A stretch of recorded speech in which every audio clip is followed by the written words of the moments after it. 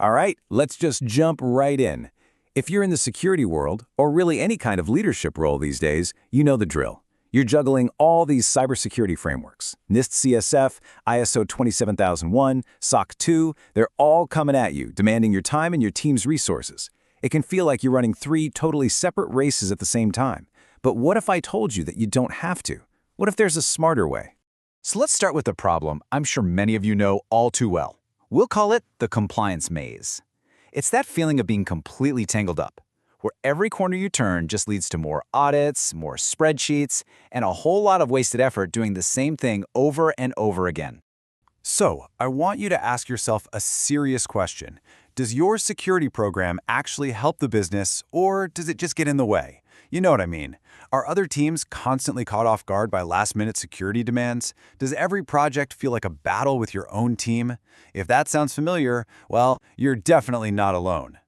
And usually, this friction shows up in a few classic ways. These are what I call the common failure modes. First, you've got clause chasing. That's when your whole program is just about ticking boxes and mapping documents to a list of requirements, not about actual security. Then there's ticket queue security, where the security team becomes this huge bottleneck that everyone has to wait on. And my personal favorite, evidence scavenger hunts. You know, that mad dash right before an audit, scrambling to find proof for something you did 6 months ago. It's painful.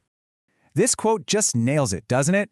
The business isn't against security. Not at all. What they can't stand is unpredictability. They hate surprises. They hate friction. When your security program is a constant source of both, it stops being a partner and starts feeling like a tax on just getting work done. Okay, so how do we get out of this maze? Well, the first step is to really understand the tools you're working with. These frameworks, they're not just interchangeable blobs of compliance. No, they're specialized tools for very specific jobs. So let's do a quick breakdown of the big 3.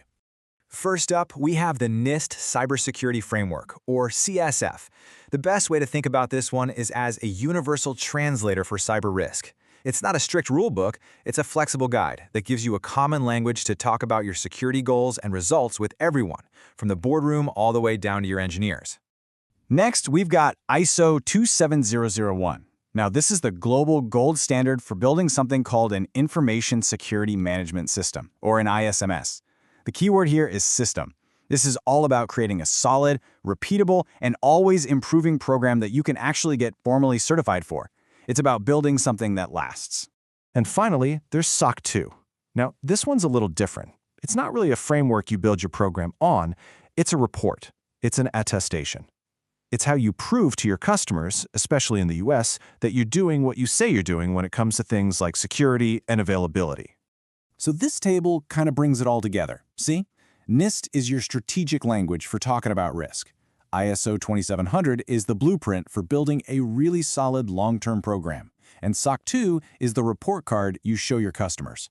They all have their own lane, but you can probably already see how they're all connected by the same underlying security work.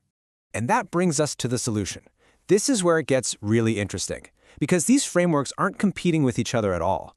Once you see what each one does best, you realize they're actually complementary parts of one single unified model. I absolutely love this metaphor. Think of ISO 27001 as the engine of your security car. It's what does the heavy lifting, the risk assessments, the management system, the improvement cycles. It's what makes the whole thing run. And NIST CSF, that's your dashboard. It's the clean, easy-to-read display that tells your leadership, your drivers, where you are, how fast you're going, and if there are any warning lights on. So here's the core idea, the big takeaway.